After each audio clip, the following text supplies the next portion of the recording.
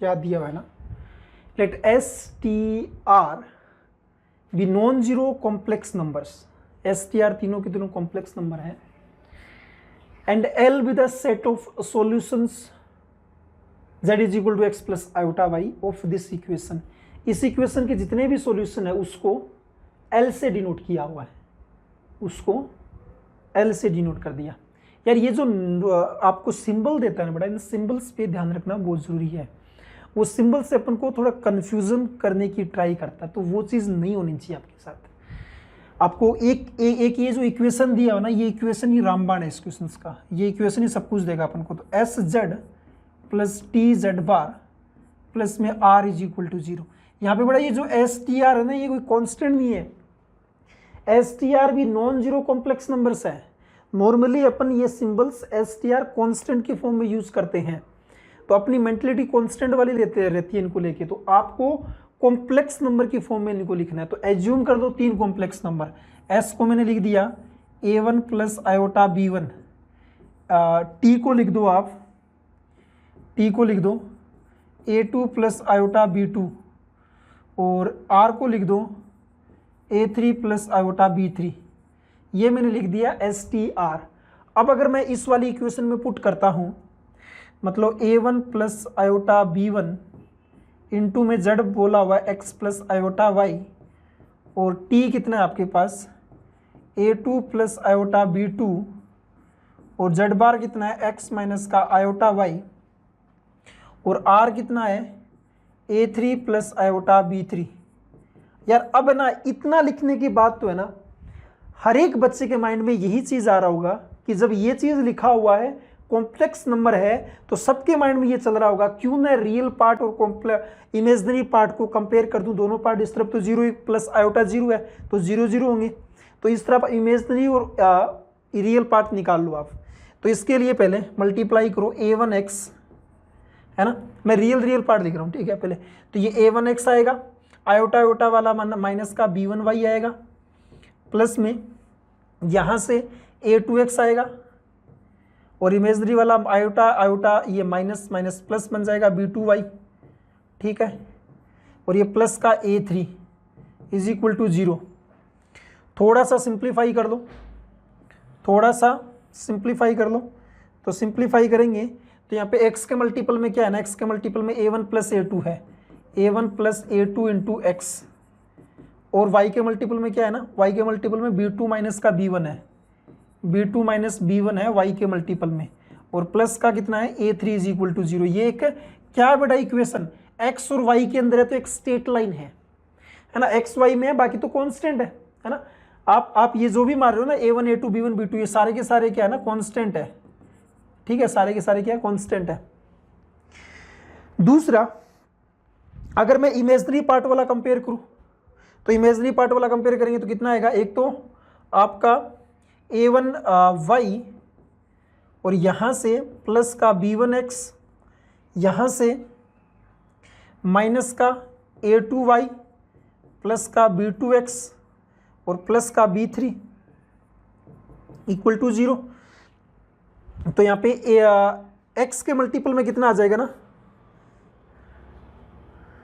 x के multiple में कुछ गड़बड़ हुआ है क्या,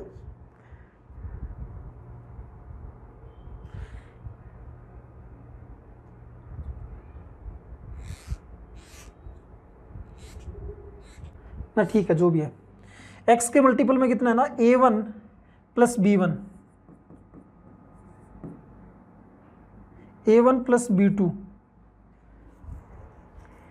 ये a1y और v1x, इधर से माइनस का a2y और प्लस का b2x प्लस का b3।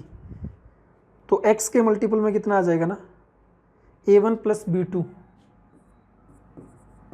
और y के मल्टीपल में कितना आ जाएगा ना, यहाँ से y के मल्टीपल में a1 माइनस a2,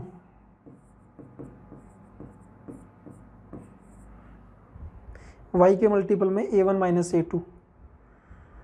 अच्छा, x के मल्टीपल में सही नहीं लिखा, x के मल्टीपल में b1 प्लस b2 आएगा, x के मल्टीपल में b1 plus b2 into x और y के मल्टीपल में a1 minus a2 into y और प्लस का b3 इज इक्वल टू 0। ये दूसरा इक्वेशन है। अब है ना यार, अकॉर्डिंग टू क्वेश्चंस क्या वो समझने की ट्राई करो आप। L क्या बोला हुआ ना, S इसका सॉल्यूशन है और इस इक्वेशन के सॉल्यूशन का मतलब है इन दो स्ट्रेट लाइन का पॉइंट ऑफ इंटरसेक्शन। तो L क्या मतलब हुआ, L इक्वल टू क्या है, पॉइंट ऑफ इंटरसेक्शन। सिंपल भाषा में लिख देता हूं मैं, point of intersection of lines 1 and 2। First और सेकंड लाइन का पॉइंट ऑफ इंटरसेक्शन है आपका L, जो चीज फाइंड आउट करना है। तो अब एक एक करके ऑप्शन पे चलते हैं अपन, है ना, और कैसे कैसे ऑप्शन को चेक करना है वो भी देखते जाओ आप। फर्स्ट ऑप्शन में बोल रहा है if L has exactly 1 element, एक एलिमेंट है, देन मोड S मतलब magnitude of S not equal to magnitude of T, है ना। मैग्नीट्यूड ऑफ S निकाल सकते हैं, मैग्नीट्यूड ऑफ T ये बराबर नहीं होना चाहिए। अब यार एक चीज मैं आपको बताने की ट्राई करता हूं, यहाँ पे ऑप्शन से कैसे खेलना है, कैसे मैथमेटिकल कैलकुलेशन करना है वो दिमाग में आना चाहिए आपके। नॉट इक्वल टू लिखा हुआ है, ये लेके आना है। ये मैथमेटिकली कब लेके आए, जब अपन स्टार्ट इससे चीज से करें। नॉट इक्वल टू क्या नहीं होना चाहिए, एग्जैक्टली 1 एलिमेंट। एग्जैक्टली 1 एलिमेंट का मतलब एक पॉइंट ऑफ इंटरसेक्शन आना चाहिए, है ना। देन ये लिखा हुआ है, तो यार इसका मतलब ये दोनों लाइन इंटरसेक्ट कब करेगी, जब ये दोनों लाइन पैरेलल नहीं होगी, क्योंकि नहीं भी यूज करना, नॉट इक्वल टू भी यूज करना है। तो नॉट इक्वल टू कब यूज करेंगे, जब दोनों लाइन पैरेलल नहीं होगी। तो इक्वेशन या फिर बोल दो lines 1 and 2 are not parallel. Check कर लो, पैरेलल नहीं है। पैरेलल होती तब क्या करते हैं, अपने कोफिशिएंट कंपेयर करते हैं, a1 plus a2 by b1 plus b2 equal to b2 minus b1 by a1 minus a2। अब ये नहीं है तो नॉट इक्वल टू लगा दो, क्रॉस मल्टीप्लाई करोगे इधर आएगा a1 स्क्वायर माइनस का a2 स्क्वायर, इधर क्रॉस मल्टीप्लाई करोगे तो b2 स्क्वायर माइनस का b1 स्क्वायर। इसको इधर लेके आओ, a1 square plus b1 square not equal to b2 square plus a2 square. a1 square plus b1 square का मतलब क्या हो गया ना, a1 square plus b1 square क्या होगा, मोड s का होल स्क्वायर। ये क्या हो जाएगा ना, मोड t का होल स्क्वायर। तो इस तरफ कर सकते हैं, mod s not equal to mod t। इसका मतलब लाइंस पैरेलल नहीं है तो आपस में इंटरसेक्ट जरूर करेगी। तो एग्जैक्टली 1 एलिमेंट, ए ऑप्शन आपका सही है और ये कंडीशन लिखा हुआ, देन तो ये कंडीशन अपन को मिल गया। चलो ठीक है, यहां तक। बी ऑप्शन पे देखो, बी ऑप्शन में क्या दे रखा है, if mod S is equal to mod T. अच्छा, इसका मतलब क्या है, अगर मैं इसका उल्टा करूं, ये जो फर्स्ट ऑप्शन की है ना, इसका उल्टा करें, इसका मतलब क्या है, lines are parallel. Lines parallel होगी, है ना। तो if mod S is equal to mod T then L has infinite many solution. नहीं यार, एक भी सॉल्यूशन नहीं होगा। अरे जब लाइन पैरेलल है तो कोई सॉल्यूशन आएगा क्या, नहीं आएगा। तो ये गलत हो गया, ये क्या हो गया ना, गलत हो गया। The number of elements in L intersection this. L intersection का मतलब है कि ये किसको डिनोट कर रहा है, ये डिनोट कर रहा है सर्कल को। सर्कल और लाइन का जो point of common point of intersection, अरे इनके बीच में, ये इंटरसेक्शन का मतलब है कॉमन निकालना। इंटरसेक्शन का मतलब क्या है, कॉमन निकालना। एक तो किसके बीच में, लाइंस के बीच में। दूसरा ये किसको डिनोट कर रहा है, एक सर्कल को डिनोट कर रहा है बेटा। ऐसा अगर मैं इसको लिखूं, ये लिखा हुआ था, ये लिखा हुआ था, इसको मैं ऐसे लिख सकता हूं ना, इसको ये लिख सकते हैं। ये एक सर्कल को डिनोट कर रहा है ना। उस सर्कल का सेंटर कितना है, 1,-1 और रेडियस कितना 5 है। अब जो एल लाइन है, एल लाइन आपकी किसी भी टाइप की हो सकती है, अगर लाइंस कोइंसाइड कर जाए, है ना।